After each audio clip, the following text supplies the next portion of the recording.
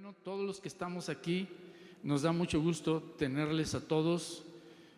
Creo que todos estamos buscando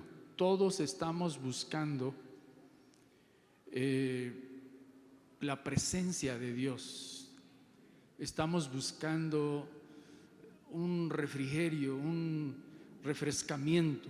Hemos pasado meses muy difíciles de pandemia, ¿verdad? De enfermedad, de pérdida de seres queridos y de otro tipo de pérdidas. Y a lo mejor hasta nos hemos desanimado, nos hemos desalentado, pero el dueño de nuestra vida nos invita a descansar en Él.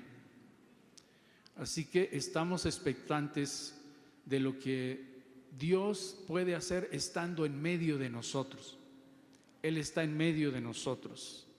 Todo lo que nosotros hacemos es con el propósito de conectar a cada creyente con Cristo, porque Él es la solución. Nosotros no somos la solución, Él es la solución de Dios. Y donde quiera que estemos, necesitamos tener comunión con Él. El Espíritu de Dios guía a los que son hijos de Dios. El Espíritu de Dios ha sido enviado a todos los que son hijos, y el Espíritu de Cristo clama dentro de nosotros: Abba, Padre. Así que así nos sentimos en esta tarde noche ya, y vamos a orar para darle gracias a Dios por esta oportunidad, y enseguida tendremos un tiempo de alabanza. Sí, casi siempre estamos acostumbrados a orar de otra manera, pero ahora hasta estamos aprendiendo, ¿verdad?, a estar tranquilos, ¿verdad? Nosotros casi siempre nos ponemos en pie para orar, ¿verdad? Pero si usted quiere hacerlo, puede estar también de pie. Amén. Padre, te damos gracias, eres maravilloso, Señor. Eres glorioso, Señor. Bendito seas, poderoso Dios. Un día, Señor, de toda lengua, de todas las naciones, estaremos contigo, Señor, para siempre. Bendito eres. Pero hoy, Señor, de diferentes partes, estamos aquí, Señor, conviviendo y expectantes de escucharte a ti. Señor, en el nombre de Jesús Todopoderoso, bendícenos en todo lo que hagamos, cada palabra sea para edificación. Los que vienen buscando una respuesta, alguna inquietud, alguna necesidad, dirección, puedan recibir una palabra personalizada tuya. En los tiempos de alabanza podamos ser movidos por el Espíritu de Dios y motivados por la cruz de Cristo, que es la fuente de nuestra adoración, exaltarte a ti, Señor. Bendito seas. Toma el control, Espíritu Santo, de todo lo que aquí hagamos, y permítenos adorarte y bendecirte juntos como uno solo. Recibe nuestra alabanza, recibe nuestra adoración, en el nombre precioso de Cristo Jesús. Aleluya. Amén y amén. Gloria a Dios. Buenas tardes a todos. Les doy un saludo con todo mi cariño, mi agradecimiento al Señor, y sobre todas las cosas le damos la bienvenida al Señor en este lugar. Él es el protagonista, solamente a Él le damos la gloria, la honra y la alabanza. Así que vamos a darle un aplauso al Señor.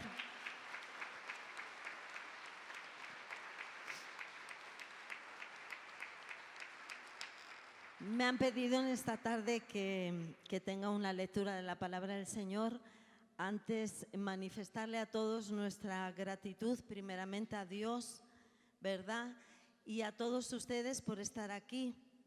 Yo sé que muchos han hecho esfuerzos tremendos por estar aquí entre nosotros, conocer al pastor, conocernos a nosotros que venimos de España también para estar con ustedes. Estas cosas nos abruman un poco porque ver tanto amor de cada uno de ustedes, los regalos, a mí me conmueven, y sobre todo la gente mayor. a mí y a mi marido, sin rechazar a la gente joven, pero que venga una persona mayor y haga un esfuerzo por venir a saludarnos, eso no tiene precio. Es el mejor regalo que el Señor nos puede dar. Y pido al Señor que les bendiga grandemente, de verdad, que compense el esfuerzo que están haciendo por tan poco que puedan recibir de nosotros, porque con esta situación de la pandemia no podemos tener quizá la cercanía que quisiéramos. A veces el amor nos hace saltar por encima la precaución, ¿verdad? Porque uno no sabe delante de Dios, uno dice, Señor, ¿qué hago?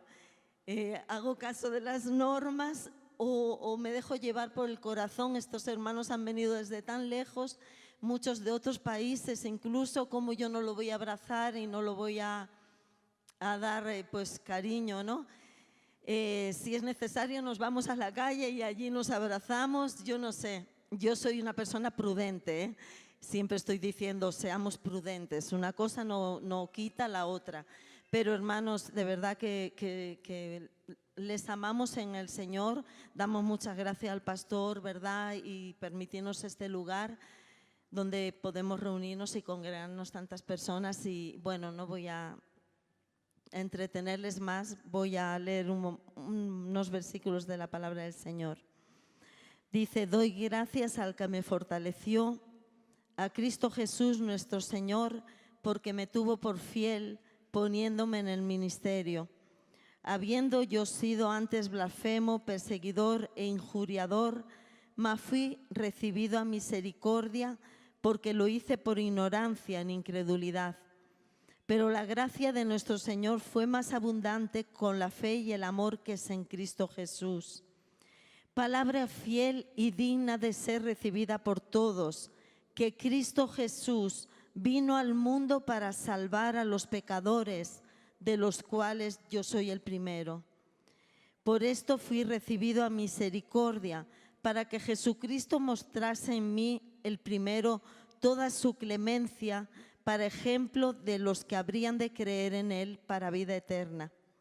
Y este versículo, que es el que quiero dar más énfasis en esta tarde, es: por tanto, al Rey de los siglos, inmortal, invisible, al único y sabio Dios, sea honor y gloria por los siglos de los siglos. Amén. Solo al Señor sea la gloria, hermanos. Amén. Ayer yo les decía a los hermanos, no miren al hombre. El hombre es solamente un instrumento en las manos del Señor. Yo sé que Dios usa a las personas, son herramientas en sus manos, pero miren a Dios en todo momento. Algo que tenemos que rechazar de raíz en nuestras vidas es la idolatría a las personas, sean pastores, sean lo que sea, porque solamente hay que adorar a nuestro Señor, a Él hay que servir, a Él hay que reverenciar y solamente a Él hay que mirar. Por eso al Rey de los siglos, a Él sea la gloria y la honra por los siglos de los siglos. Amén. Dios les bendiga, hermanos. Alrededor del mundo ahora mismo hay muchas reuniones de diferentes tipos, con diferente número de personas, con diferentes restricciones. Pero en esta tarde ustedes y yo nos hemos congregado en este lugar, como decía nuestra hermana Elena, para darle la gloria a aquel que en la cruz del Calvario nos hizo libres a cada uno de nosotros. A Él sea la gloria, hermanos, porque usted y yo en esta tarde, noche ya, estamos vivos dos veces. Estamos vivos físicamente. ¿A cuántos hemos visto morir y morir sin Cristo en los últimos 2 años? Todos conocemos a alguien que ha partido y a lo mejor sin Cristo. Y nosotros estamos vivos en esta tarde. Nuestros cuerpos están aquí, pero nuestro espíritu está vivo porque estaba muerto y el Señor le dio vida. Así es que usted y yo debemos vernos como los hombres y las mujeres de más privilegio que hay debajo del sol o de la luna en esta noche. ¿Cuántos verdaderamente tienen gratitud en su corazón al Señor ahora? Gracias al Señor por ello, hermanos.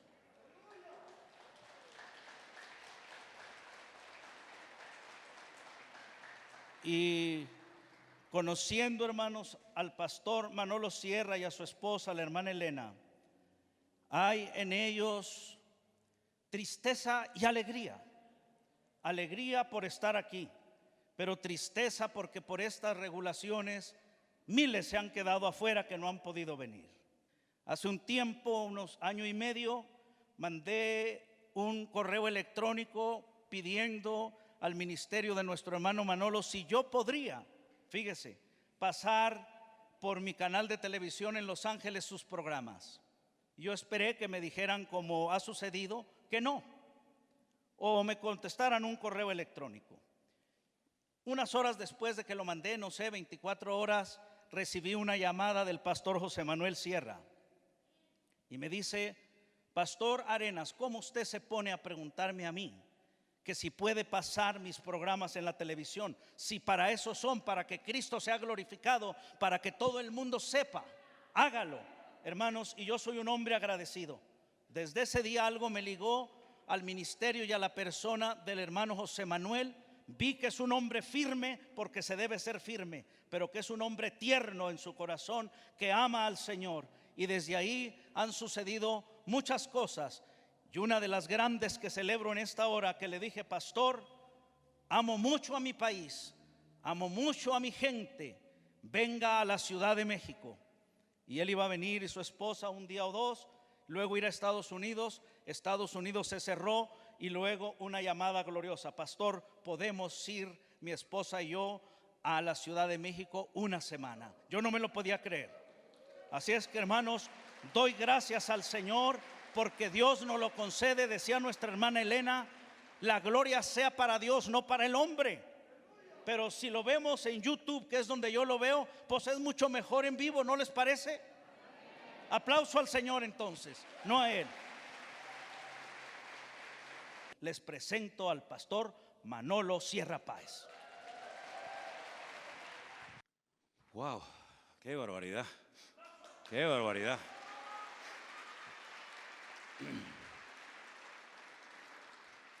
Hermanos queridos, muchas gracias por haber venido esta noche. Yo ya estoy deseando predicar, ¿saben? Yo ya estoy deseando predicar la palabra, pero quiero dar las gracias a todos ustedes por haber hecho un esfuerzo tremendo, por venir esta noche a este lugar. Sé que hay hermanos que han venido de otras naciones, hermanos que han venido de diferentes partes de este país. Quiero dar las gracias al pastor de esta iglesia, al cual he conocido hace un instante. A usted también, hermano, que tuve la oportunidad de conocerlo y comer juntos. Nosotros nunca en la vida habíamos pensado venir a México. No porque no quisiéramos venir, sino porque sinceramente no teníamos ningún contacto, no teníamos ninguna relación con esta nación. El Señor me ha permitido en los últimos 40 años de mi vida servirle a tiempo completo de diferentes maneras, como evangelista, como pastor, como maestro. Pero lo que estamos experimentando en estos días, en estos 40 años, yo nunca lo había vivido. Porque nosotros, nuestra filosofía de vida, nuestra forma de trabajar, nuestra forma de entender el evangelio es no esperar nunca nada de nadie. Yo no espero aplausos, ni espero ningún tipo de reconocimiento. Es la mejor manera de no sentirte ofendido nunca. Porque si usted espera un trato y no lo recibe, se va a ofender. Y nosotros veníamos a México pues para dar lo poco, lo mucho que el Señor nos haya dado. Pero estamos siendo gratamente sorprendidos de ver a un tipo de personas que yo no conocía. Tengo 60 años y he conocido mucha gente. Y hemos estado en muchos lugares, pero personas así como ustedes, tan amorosas, tan dispuestas a hacer cola para saludar a uno, yo no había conocido gente así. Yo no lo haría. Yo nunca he hecho cola para saludar a nadie, ni soy muy efusivo a la hora de dar besos y abrazos, pero ustedes son contagiosos. La pandemia de México no es el COVID, son ustedes la pandemia. Ustedes son los que contagian a uno y te hacen romper muchas estructuras por dentro y te hacen ser abrazador y besucón, cosa que uno no es, pero ¿cómo ser de otra manera entre ustedes, no? Yo estoy muy agradecido, Elena y yo estamos muy agradecidos. Hemos conocido gente extraordinaria. El año pasado, yo contaba anoche en la cena que tuvimos que tuve que tomar la decisión más desagradable de mi vida y fue cerrar la iglesia. ¿Qué pastor quiere cerrar la iglesia? Nosotros en aquel tiempo vivíamos dentro del templo, vivíamos dentro de la iglesia. Nuestra iglesia económicamente no estaba pasando buenos momentos y la iglesia no nos podía pagar un alquiler. Y decidimos ir a la iglesia y arreglar unos cuartos y vivir casi 4 años dentro de ella. Gracias al Señor por aquella decisión, porque eso el Señor lo utilizó, porque el día 14 de marzo tuve que cerrar la congregación y al día siguiente tenía culto. Y yo hice el culto exactamente igual como si estuviera la iglesia con nosotros. Mi esposa se tuvo que poner por primera vez en su vida en una mesa de sonido y con mi hija pequeña y con una guitarra tuvimos que llevar la alabanza. Y yo decía, Señor, ¿cuánto va a durar esto? 40 años predicando para llegar a un punto de predicarle a sillas vacías. ¿Qué es lo que ha sucedido, Señor? Hice un grupo de WhatsApp para tener el contacto cada día con los hermanos de la iglesia y a las 11 de la mañana hasta la 1 del mediodía estábamos en contacto con los hermanos. Hacíamos obras de teatro en la casa, competiciones bíblicas, oración, testimonios. Un día se me ocurrió decir, ¿por qué no hacemos todos un cartel donde pongamos prohibido quejarse? Y todos los miembros de la iglesia tuvieron que hacer uno, los niños, las familias. Y un día predicando a las sillas vacías de la iglesia, me vino un pensamiento mientras predicaba. ¿Qué estoy haciendo? ¿A quién le estoy predicando? ¿Quién está viendo esto? Pero seguí predicando. Y esos días recibí un correo de una hermana que yo no sé si está aquí esta noche, porque no recuerdo su nombre, no sé si era de México, de Colombia o de Chile, yo no sé de dónde era. Pero el mensaje más o menos decía algo así: Pastor Sierra, si en algún momento en estos tiempos difíciles en los que estamos viviendo te pasa el pensamiento por tu cabeza de que nadie te está viendo, nadie está escuchando los cultos, es cuando más están viendo esas reuniones. Yo creo que esa palabra vino del Señor porque me dio una fuerza que yo predicaba las sillas vacías como si tuviera una multitud delante de mí. Y a los pocos días comenzábamos a recibir mensajes y mensajes y llamadas y llamadas. Una mañana me levanté y tenía en mi teléfono 300 WhatsApp de personas que no sabía quiénes eran. Salí corriendo a la cocina y asustado le dije a Elena, Elena, mírala. Y me dice, uy, yo tengo 280 mensajes en el mío. Y yo digo, Dios mío, ¿qué está pasando? ¿Qué está sucediendo? Y el teléfono estaba todo el día sonando, todo el santo día. Cuando ya íbamos a la noche a la cama agotados, la gente seguía llamando y nos decía, buenos días, pastor, ¿cómo están? Y nosotros decíamos, bueno, son las 3 de la mañana, las 2 de la mañana.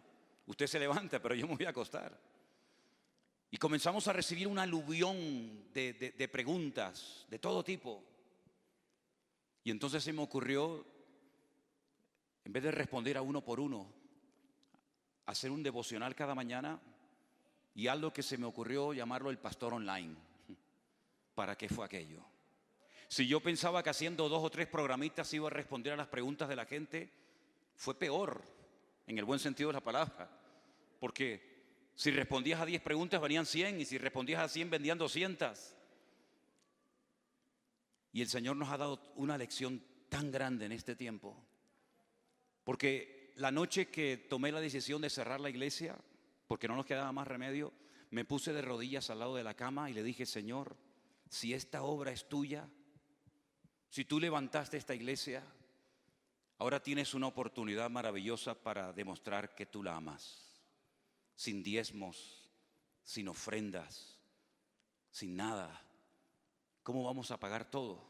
Pero no hubo en nosotros en ningún momento ni la más mínima duda, el más mínimo temor, la más mínima ansiedad sino que el Señor comenzó a sorprendernos y nos llamaba gente de todo el mundo, hermanos, de todas las naciones. Hasta de Afganistán nos llamaron soldados norteamericanos, de Alaska, de la Patagonia, de todo Centroamérica y Sudamérica. Y la gente comenzó a mandarnos ofrendas por cientos y miles y miles y miles de euros. Y decíamos, Señor, ¿pero qué está pasando aquí? Y podíamos pagar los alquileres, no tenemos ninguna propiedad, ni a título personal ni como iglesia. Y pudimos pagar los alquileres y ayudar a hermanos que perdieron sus trabajos, porque las Islas Canarias viven 100% del turismo. No hay industria, no hay pesca, no hay agricultura, no hay nada. Solamente vivimos del turismo europeo. Y se cerraron cientos de hoteles. A nuestra isla vienen cada año 5 o 6 millones de turistas y no venía nadie. Paseabas por las calles y era un desierto. Y muchos hermanos comenzaron a pasarlo mal, porque no tenían trabajo.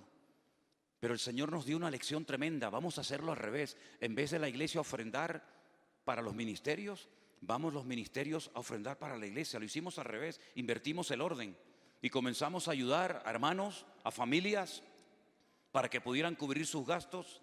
Y el Señor nos demostró que Él no necesita ni de tus diezmos, ni de tus ofrendas, ni de eso que han inventado, que lo llaman primicias, que no tiene nada que ver con el cristianismo, sino que el Señor es el Dios de la plata y del oro, y que Él no necesita de tu vida ni de la mía para cuidar su obra, porque Él es el Dios todopoderoso.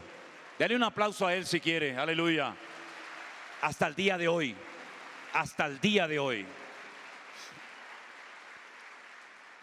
Y eso de predicar de teorías, versículos como el justo por la fe vivirá. Qué bonito sale, ¿no? En Munatoyi, el justo por la fe existirá. Comenzamos a experimentar que el Señor suplía necesidades. El Señor nos comenzó a poner en contacto con centenares y con miles de personas.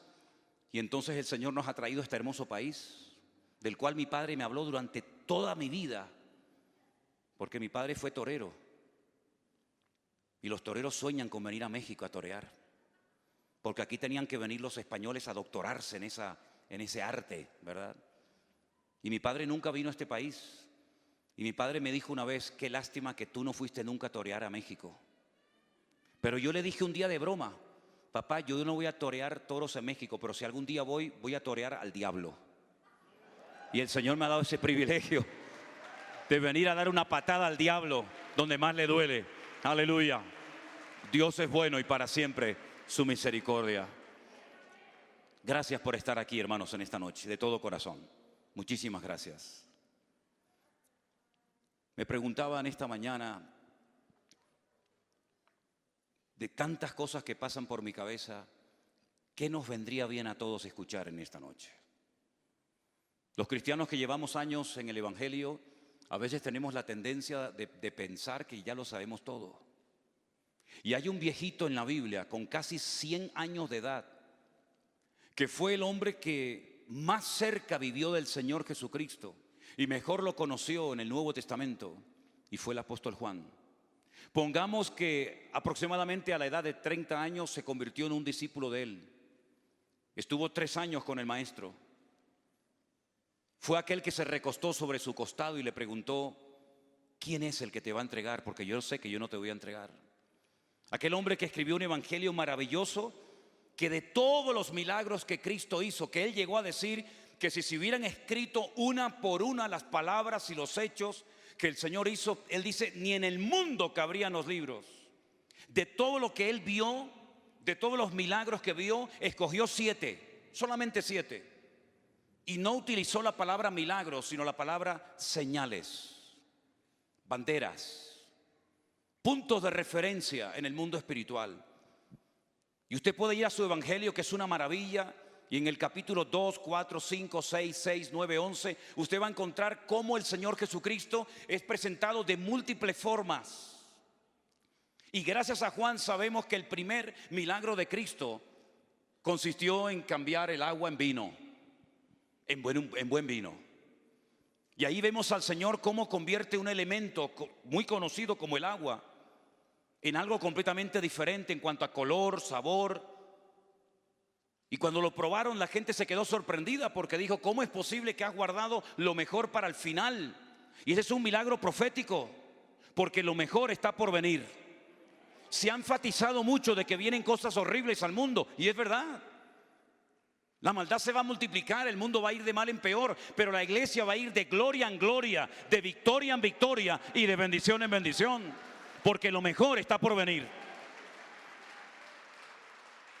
Y por eso tantos cambios tan radicales, porque el Señor está preparando el escenario para darle el último empujón a la iglesia, para que la iglesia aproveche todos los medios legales que están a su disposición y a su alcance, para que millones y millones de almas en este último tiempo conozcan el Evangelio de Cristo y puedan cambiar de muerte a vida, como tú y yo hemos experimentado ese cambio en nosotros. Yo no nací en un hogar evangélico. Mi esposa es la 6ª generación de evangélicos. Se convirtió con los ingleses en el siglo pasado, cuando venían del avivamiento en Inglaterra. Pero yo no tuve el honor de nacer en un hogar cristiano. Pero queridos hermanos, cuando yo entré la primera vez a una iglesia evangélica muy pequeña en las Islas Canarias, en una isla que se llama Las Palmas, con plural, no La Palma, donde está el famoso volcán ahora. En la isla de Las Palmas de Gran Canaria yo entré por primera vez a una iglesia de las Asambleas de Dios, fundada por misioneros norteamericanos. Y cuando yo entré allí dentro no entendía nada. Me molestaba todo. Y lo que más me molestó es que había un señor que lo llamaban pastor, que comenzó a hablar de un muchacho que se enfadó con su padre y se marchó a lejanas tierras y allí vivió perdidamente. Y yo me sentí tremendamente aludido porque yo pensaba que mi madre le había contado toda mi vida a este señor. Y le dije, ¿tú por qué le tienes que contar a este tipo mi vida? Y me dice, no, Manolito. No me llamen Manolito ustedes, ¿eh? Eso era una cosa de mi madre. No, Manolito, yo no le conté nada al pastor, sino que es el Espíritu Santo. Y detrás mío había una señora rubia, finlandesa.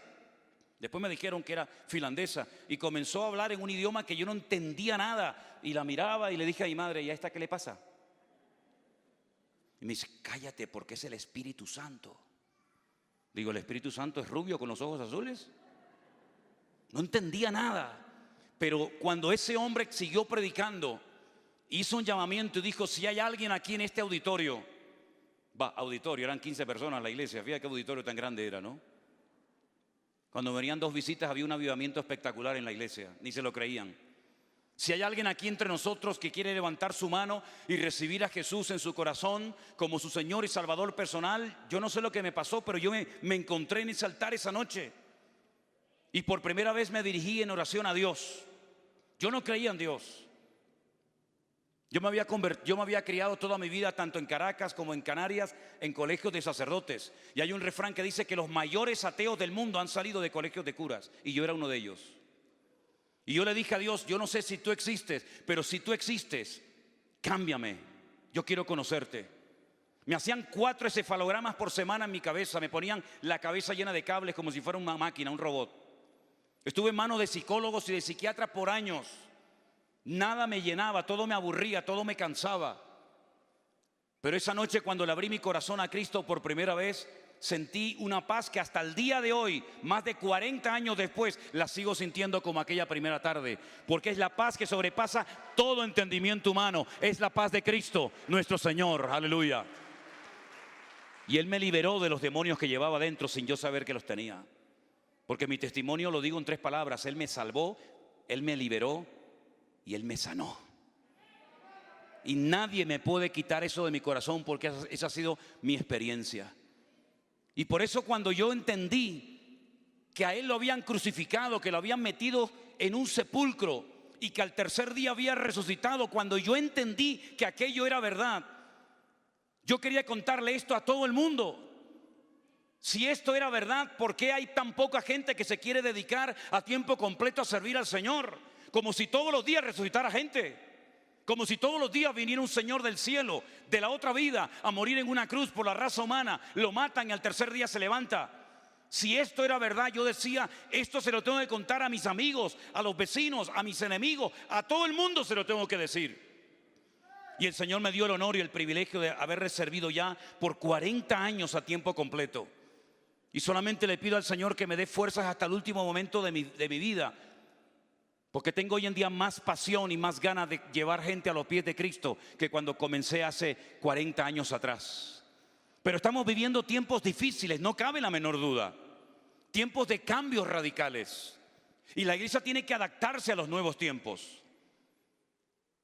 La iglesia tiene que utilizar todos los medios sabidos y por haber legales para extender la palabra de Dios. Y es lo que estamos haciendo nosotros. Utilizar el internet, los canales de Facebook y de YouTube para llevar a centenares de personas a los pies de Cristo. No estamos haciéndole la guerra a la iglesia local. Yo soy pastor de una iglesia local. Yo tengo congregaciones en España. No estoy en contra de formar parte de una iglesia local, ni muchísimo menos. Pero ¿qué hacemos con esa viejita que está en el monte, que jamás en su vida podrá pisar una iglesia? ¿Qué hacemos con esa persona que ha caído rendida a los pies de Cristo mientras conducía un autobús? O como aquel policía en Chile que quería tirarse al barranco y quitarse la vida. ¿Qué hacemos con miles y miles de personas que han conocido a Cristo en este tiempo? Y fue cuando el Señor puso en mi corazón a ayudarle, aunque fuera virtualmente. Y todos los días hay actividad en la iglesia virtual y hay un equipo extraordinario de hombres y mujeres aquí, tremendos, sin los cuales nosotros no podríamos hacer absolutamente nada. Y he conocido pastores en este tiempo de confinamiento, como el pastor José Arena, el pastor Nori. Ahora os conozco a vosotros. Y el Señor nos ha puesto en contacto con gente extraordinaria que hacía años que querían servir al Señor, pero no sabían cómo servirle. Pero ha llegado el momento en el que ya no es el tiempo de las grandes estrellas, ni de los grandes famosos en las plataformas. Dígame quién quedó de todos los que había. No voy a mencionar nombres, ¿para qué? Para mí el último grande que partió a la presencia del Señor se llamó el doctor Billy Graham. Y ya no estamos en el tiempo de las grandes estrellas, ya eso no funciona. Ahora estamos en el tiempo de que cada oveja y cada miembro del cuerpo de Cristo ponga su vida al servicio de la obra del Señor. Y usted es capaz de hacer cosas que a lo mejor ni se había imaginado. Somos instrumentos de barro usados temporalmente por la gracia y por la misericordia del Señor. Pero estamos viendo hermanos que están entre nosotros, que después de haber aceptado a Cristo como su Señor y Salvador personal, se han ido a su casa, a su barrio, a su pueblo, a su ciudad y están ganando a docenas y a docenas de almas. No son pastores, no son evangelistas, no son reconocidos en las redes sociales, pero son instrumentos que se dejan usar por la mano de Dios. Y ese es el tiempo que nos ha tocado vivir a nosotros. El tiempo en el que personas sencillas, humildes, sin muchos estudios, sin mucha elocuencia, sin mucho carisma, pero sencillos a la voz de Dios, se dejan usar por el Señor. Y por eso estamos viendo tantas sorpresas como las que vio Juan siendo de casi 100 años en la isla de Patmos. Un hombre que había visto milagros, un hombre que había visto incluso a Moisés y a Elías en el monte Tabor, en el monte de la transfiguración. Un hombre que vio cómo se multiplicaban los panes y los peces. Un hombre que vio resurrección de muertos. ¿Y qué más se puede ver en la vida?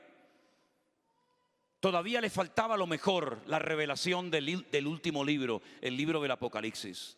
Un libro que a algunos les da pánico, un libro que a algunos les asusta, un libro que a algunos dicen, uy, cuando llego a Judas me vuelvo para atrás porque me da miedo leer el Apocalipsis. No, hermano, todo lo contrario. Dios no nos ha dejado ese libro para asustar a la iglesia, sino para animar al pueblo de Dios, para que sepan que Cristo viene pronto y que la historia no termina mal, la historia termina bien, porque Él venció al diablo, a la muerte, al infierno y viene pronto a buscar a su amada iglesia para llevarnos con Él a su presencia. Aleluya. Y somos la última generación de creyentes probablemente. Yo no sé cuánto más vamos a estar en esta vida, pero puedo asegurarles que en este momento usted y yo somos la última generación de creyentes que está pisando el planeta Tierra. Y profecías que han estado dormidas como los volcanes de Canarias, se están despertando delante de nosotros. Y estamos viendo cómo el Señor nos está diciendo, prepárense que vengo pronto, prepárense que vengo pronto. Es tiempo de que pongan su vida en orden. Es tiempo de que inviertan su tiempo, su juventud, sus recursos, sus talentos, todo lo que tienen a la obra del Señor. Porque hay tanto por hacer, tanto por hacer. Tantas almas por ganar para el Señor, tantos lugares donde no hay iglesia. En España usted puede viajar horas y horas y horas y horas en coche y no encontrar ni a un solo cristiano. No hablo de una iglesia, hablo de un cristiano. Y por eso hay una necesidad tremenda de obreros, porque la mies es enorme, pero los obreros son muy escasos y a veces los que hay son malos y poco comprometidos y consagrados. Y si alguien tiene miedo de decir, pero ¿y de qué voy a vivir en la obra? ¿De qué voy a vivir? El Señor nunca desampara a un justo. Y el Señor siempre le proveerá todas sus necesidades, no sus tonterías. Yo no necesito un avión para predicar el evangelio. Yo no necesito dormir en un hotel de 5 estrellas para sentirme siervo de Dios. Yo lo que necesito es que alguien me escuche y con una Biblia en la mano me sobra todo lo demás. Y eso es lo que Dios está buscando, gente sencilla, gente humilde, gente que no quiera honra y gloria para ellos, sino que la gloria y la honra se la den al Señor. Si hay alguien aquí en esta sala, prepárate porque es tu hora. Dios te va a usar grandemente, como nunca antes te habías imaginado. Aleluya. Pero también les digo algo, mis hermanos. Los últimos mensajes que encontramos a iglesias en la Biblia están en el libro del Apocalipsis. Y hay 7 iglesias. Y quiero hablar un poco de la primera y de la última. La primera es la iglesia de Éfeso. Una iglesia espectacular. Dice que llegó a tener más de 300,000 personas. Era la iglesia madre de la que salieron las demás iglesias del libro del Apocalipsis. Fue donde más tiempo el apóstol Pablo estuvo ministrando, 2 años enteros. Allí lo apedrearon y lo dieron por muerto. Y probablemente el Señor allí resucitó al apóstol Pablo. Allí empezó la obra con 12 personas. 12 personas que cuando el apóstol Pablo se las encuentra, le dice: ¿ustedes en qué habéis sido? ¿Cuándo recibisteis el Espíritu Santo? ¿Se acuerdan la pregunta? Y la pregunta fue: no sabemos lo que es el Espíritu Santo. ¿Qué tipo de creyentes eran esos? ¿En qué fueron bautizados ustedes? En el bautismo de Juan. Pero si Juan el Bautista murió hace 30 años, ustedes están caducados, ustedes no se han renovado, ustedes se han quedado con una experiencia del pasado. Pero los tiempos han cambiado, el cristianismo se está extendiendo por toda la faz de la tierra. Empecemos de nuevo a trabajar con ustedes. Déjense tratar, déjense moldear por el Señor. Dice que los bautizó de nuevo y con ese grupo de 12 personas nació la hermosa y preciosa iglesia de Éfeso. Allí estuvo viviendo nada más y nada menos que María, la madre de Jesús, con el apóstol Juan. Allí estuvo Priscila, Aquila, Tito, Timoteo. Los mejores ministerios de la época estuvieron en aquella congregación. Y fue una iglesia muy usada, muy bendecida, muy prosperada. Allí estaba el famoso templo de la diosa Diana o Artemisa o Venus, como se le llamaba también en otra cultura, que por poco tienen que cerrarlo. Porque había tantas conversiones, tantos cambios. Y también dice la Biblia que mucha gente quemaba los libros de hechicería y de brujería y santería de la época, porque conocían el evangelio de la libertad gloriosa del Señor Jesús. Y es una iglesia que empezó muy bien, muy bendecida, muy usada, como muchas iglesias y como muchas denominaciones empezaron bien, muy usadas, muy bendecidas, pero se han ido apagando y viviendo de la gloria de los misioneros de hace 50 años. Y cuando tienen que contar algo bonito, cuando tienen que contar un testimonio, tienen que echar mano del pasado. No podemos vivir de glorias pasadas. La gloria del Señor tiene que ser renovada continuamente. El fuego en el altar de Dios no puede echar humo, tiene que estar con el fuego encendido cada día. Y esa iglesia dice que tenían una característica tremenda. Era una iglesia con paciencia, una iglesia con obras, una iglesia con amor, una iglesia que dice que habían probado a los que se decían ser apóstoles y los habían ya encontrado mentirosos. Vamos a dejarlo ahí, ¿sí? Porque si se me calienta el pico, a lo mejor digo cosas que no tengo por qué decir.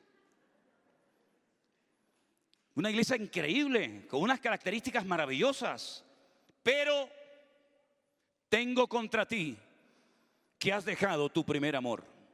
Y yo he escuchado a personas que dicen: mira, el primer amor en el Señor es como el noviazgo, ¿verdad?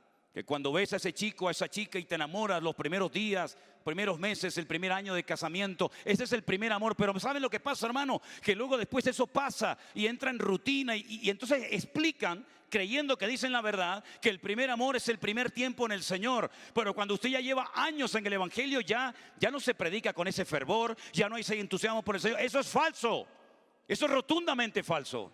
Eso no significa el dejar el primer amor. El primer amor, la misma palabra lo dice, que sea lo primero. Hoy amamos más al Señor y tenemos más ganas de servirle que cuando comenzamos a conocerle los primeros días de nuestra vida. El primer amor significa que por encima de Él no hay nada ni nadie, ni novia, ni casa, ni trabajo, ni nada. Él es el primero en mi vida. Y en la iglesia de Éfeso ya el Señor no era lo primero. No sé lo que era, pero el Señor no lo era. Y el Señor los confronta como el Señor ha tratado duramente con la iglesia en este tiempo. Porque yo creo que desde el siglo primero, y lo digo esto con todo mi corazón, hermanos, yo creo que desde el siglo primero el Señor no ha hablado tan claramente a la iglesia como en este último año le ha estado hablando al pueblo de Dios. Porque si de algo ha servido este confinamiento y esta pandemia, es para encerrar a millones y a millones de pastores, de evangelistas, de apóstoles, de profetas y de cristianos en sus iglesias o en sus casas, para que mediten y piensen por qué estoy haciendo lo que hago, por qué predico lo que predico, por qué enseño lo que enseño. Y Dios nos ha tenido frenados para reflexionar y meditar a ver si lo que estamos predicando tiene fundamento bíblico o de dónde rayo me lo saqué. Aunque me dé resultados, aunque sea un método maravilloso que obtenga resultados rápidos, lo que no es de Dios tarde o temprano se desmorona y sale a la luz. Y Dios ha estado limpiando a la iglesia, porque el Señor no viene a buscar una iglesia arrugada, una iglesia vieja, una iglesia cansada. Él viene a buscar una iglesia sin mancha y sin arruga. Y la iglesia ha tenido muchas manchas y muchas arrugas hace años. Y el Señor ha estado tratando duramente con la iglesia. Y mi pregunta ¿es hoy en tu vida, mi hermano y hermana, el Señor es lo primero en ti? Para muchos dicen que sí, pero a la hora de la verdad no es verdad. Cuando tienes problemas económicos, ¿a quién recurres? ¿A pedirle un préstamo a un hermano, a un amigo, al banco? ¿O te encierras en tu aposento, cierras la puerta y tu Padre que te ve en secreto te recompensa en público? ¿Es realmente el Señor lo primero en tu familia? ¿Le das más importancia a lo que tienes que a lo que eres? ¿A tener que hacer? Eso es lo que le estaba pasando a la iglesia de Éfeso, que se habían ido apagando, se habían ido enredando todavía en los negocios de este mundo. Y ya el Señor no era lo primero para ellos. Y el Señor los confronta y les habla claramente al corazón. Y le dice, y arrepiéntanse y vuelvan otra vez a retomar aquel fuego que tenían en el principio, porque si no quitaré su candelero de su lugar. ¿Cuántas denominaciones, cuántas iglesias hoy en día no son ni la sombra de lo que fueron hace 100, 200 años atrás? Hay incluso denominaciones, si usted estudia la historia de la iglesia en estos últimos 2000 años, hay denominaciones que ya hoy en día ni existen. Vaya a Europa, vaya a esos templos enormes en Alemania, en Suiza, en Inglaterra, en Escocia, donde antes hacía cola la gente para entrar a escuchar el evangelio. Hoy en día son muchos bancos, discotecas y mezquitas musulmanas. ¿Qué les parece? Esa es la realidad del viejo continente, continente del que salieron hombres de Dios tremendos y continente que está en coma, muerto y viviendo de glorias del pasado. La última iglesia que se menciona en el libro Apocalipsis es la iglesia más próspera y rica de todos los tiempos. Fíjense que llegaron a decir, nos hemos enriquecido y de ninguna cosa tenemos necesidad. Hoy en día usted entra a cualquier iglesia, esta o cualquier otra, y hay tal vez miles y hasta millones de euros en equipos de sonido, en instrumentos, en cámaras, en televisores, en pantallas, en silla. Pero ¿y la presencia de Dios? Porque es verdad que en muchas iglesias se canta, pero ¿a quién le cantan? ¿Y ruido? Hoy en día hay más ruido en las iglesias que nunca, pero les recuerdo que Dios le enseñó al profeta Elías que él no se mueve en el ruido. Búscalo en el ruido, no lo vas a encontrar. El ruido a Dios le molesta. Él estaba en el silbo apacible y eso es algo que la iglesia lo ha perdido y ojalá logre recuperarlo. Nos hemos enriquecido y de ninguna cosa tenemos necesidad. Y es la iglesia a la que el Señor le dice, he aquí yo estoy a la puerta y llamo. Si alguno oye mi voz y abre la puerta, entraré a él, cenaré con él y él conmigo. Si habían dejado fuera al dueño, al cabeza de la iglesia, ¿a quién le estaban cantando allá adentro? ¿A quién estaban honrando y levantando en alto? Si él no estaba allá adentro, ¿a quién le estaban celebrando ese culto y esa reunión? Me hace recordar a esa historia del libro del Cantar de los Cantares. Tal vez el libro menos leído de la Biblia, pero es un libro maravilloso. Donde dice que de madrugada vino el amado y tocó la puerta y la amada estaba durmiendo. Y dice que algo brotó en su corazón porque reconoció al instante que su amado venía. Y golpea la puerta y le dice, oh amada mía, paloma mía, todo lo que yo te decía y te digo de vez en cuando, prepárame la comidita, paloma mía, cucurrucucú. Y dice que la amada reconoció que el amado estaba en la puerta. Y el amado le dice, ábreme para que nos embriaguemos de amor hasta el alma, hasta el alba. Y ella le dice, me acabo de lavar los pies. Los pies, los suelos en los tiempos de la Biblia eran de tierra.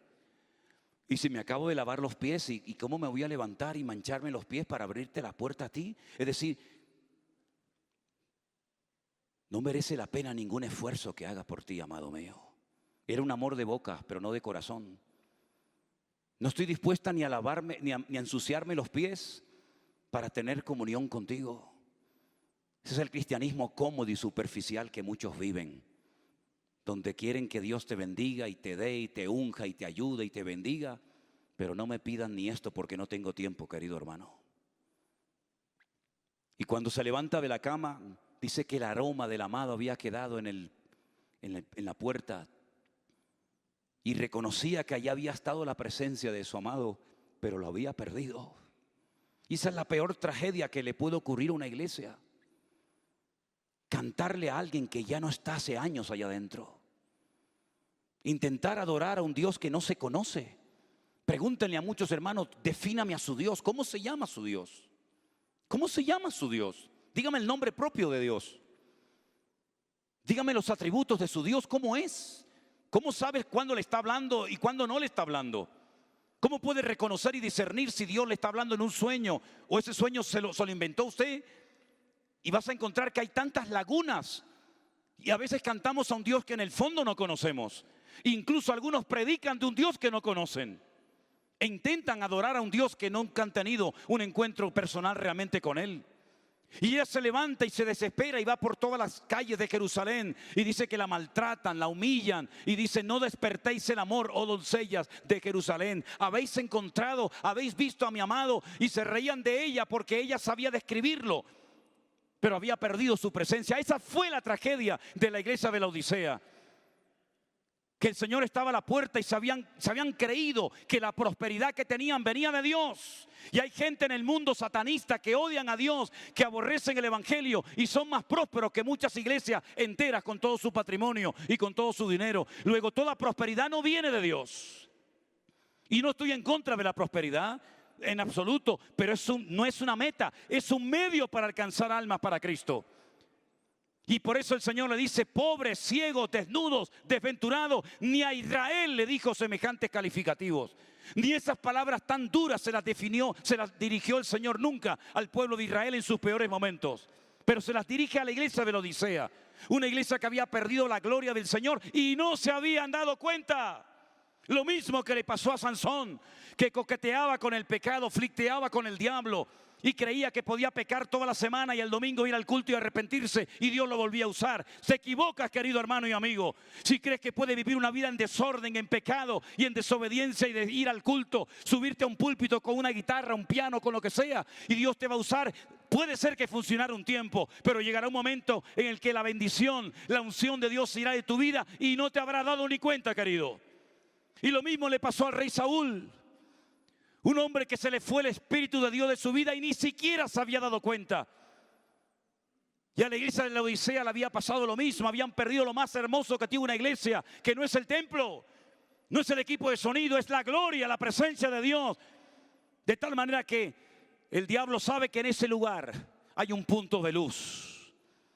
Me comentaban viniendo por el camino que tenéis aquí cerca, o más o menos cerca, un mercado que lo llaman el mercado de los brujos o algo así. ¿Y por qué no os proponéis como iglesia que cierren ese lugar y que sea un lugar para la honra y para la gloria del Señor? El templo de Diana por poco tienen que cerrarlo porque un hombre ungido por el poder de Dios puso una ciudad patas arriba. ¿Y cómo es posible que haya miles y miles y miles de creyentes en una ciudad y el diablo campe por sus respetos? Y no haya temor de Dios en una ciudad cuando hay miles de cristianos. Aquí en la capital de México hay más cristianos que en todo mi país, en España. Y es tiempo de sacar a Dios de los templos. Es tiempo de vivir un cristianismo impactante en la sociedad en la que vivimos. El cristianismo no se vive de puertas para adentro. Esto tiene que ser simplemente un centro de entrenamiento para soldados, no para gallinas. No para personas que vienen a adorar a un hombre. Un hombre que está todo el día pidiendo y pidiendo y nunca se sacia como la sanguijuela. Dame, dame, dame y dame más. Las iglesias tienen que reinvertir sus recursos en ganar almas para Cristo. Porque ese es el mayor privilegio del mundo, poder ganar almas para Cristo. Y ustedes pueden hacerlo. En este templo caben más cristianos que muchas ciudades de mi país en España. Tenéis tantos recursos. Y es el tiempo de despertar del sueño en el que hemos dormido durante años, queridos hermanos. Es el tiempo de dejar las políticas, los cargos, los títulos. Es tiempo de buscar la gloria y la honra de Dios. Y si tenemos que pasar desapercibidos, si no nos nombran y no tenemos nunca ningún cargo, me da exactamente igual. Porque podemos ser gigantes delante de los hombres, pero enanos, descalificados delante de la presencia del Señor.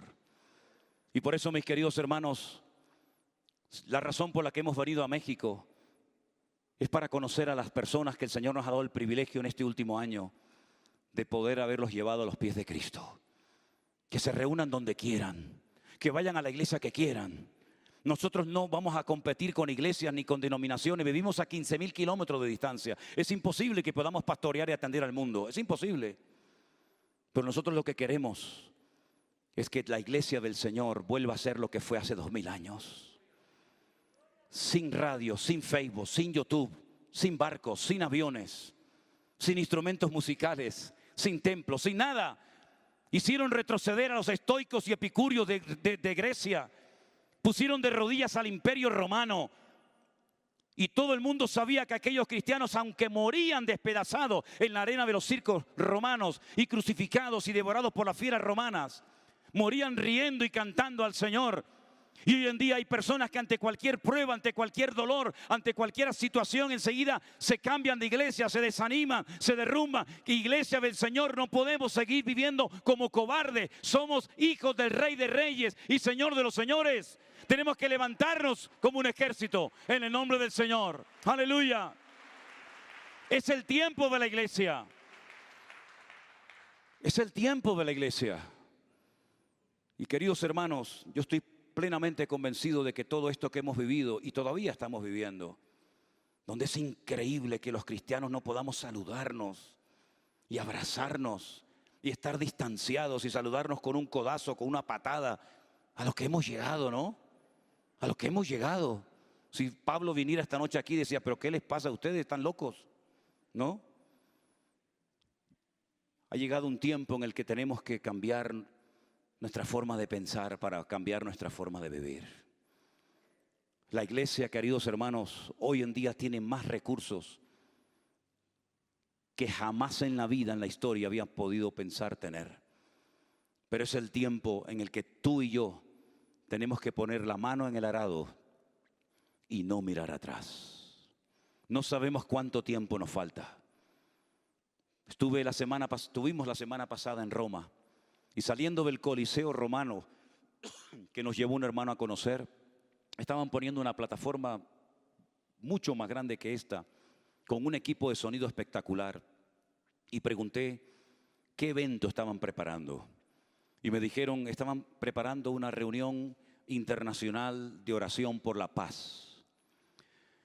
Y allí iba a estar el Papa, rabinos, pastores, sacerdotes, en fin, un potaje tremendo. Y le iban a dar la despedida a la única líder cristiana de Europa. Ya no tenemos ningún líder cristiano en Europa, son todos ateos, illuminatis o masones. La única líder cristiana que teníamos en España, hija de un pastor, era Angela Merkel en Alemania. Ya no está más, ya tienen la cancha abierta. Hicieron una convocatoria de oración y a la semana siguiente en la misma plataforma, en la misma ciudad, se juntaron centenares de líderes políticos de todo el mundo. El famoso G20, no el G12, que eso es otra cosa. El G20 se juntaron para organizar el nuevo orden mundial. Y aquello que nos sonaba chino hace años atrás, la teología a muchos el Señor se la ha tirado por tierra.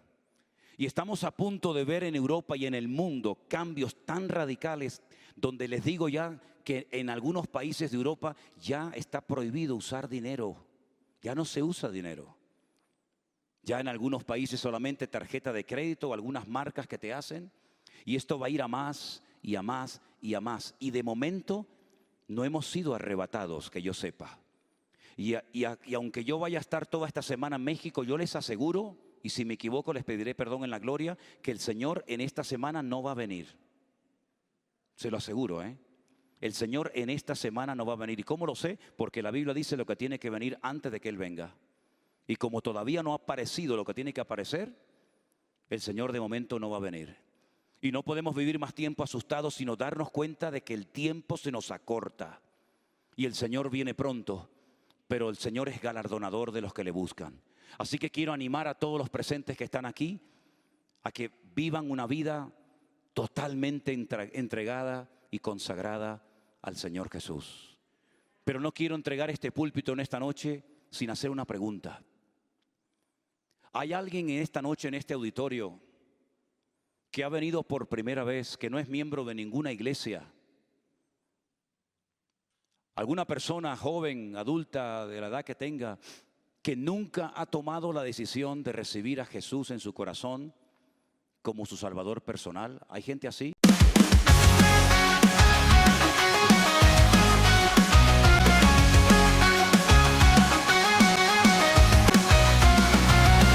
Once was calm, but there's a shift in the air. Dark clouds fill the horizon. The storm's approaching you air. See the lightning strike one. Feel like a hurricane. Go see shelter from the sun. No princess of the purple rain. To me again. Swirl, you're running like a tornado. Watch out for my path of destruction. The warning goes away when I go. So listen up, man. It's the production.